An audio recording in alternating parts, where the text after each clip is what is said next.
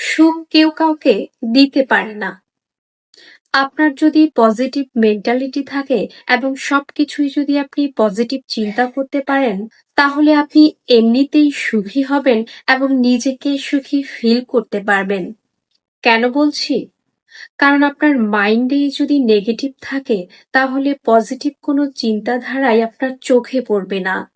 আর যদি আপনি পজিটিভ না থাকতে পারেন, তাহলে আপনার মনটা সবসময় অস্থির হয়ে থাকবে। আর আপনি যদি মানসিকভাবে অস্থির হয়ে থাকেন, তাহলে আপনি যত ভালোই থাকুক না কেন, আপনি কখনোই নিজেকে সুখী ফিল করতে পারবেন না।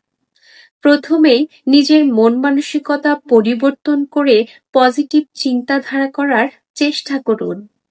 দেখবেন খারাপ জিনিসটাকেও আপনি ভালোটা দিয়ে ভালোই বানাতে পারবেন। নিজেকে সুখী ফিল করাতে পারবেন, নিজে ভালো থাকবেন।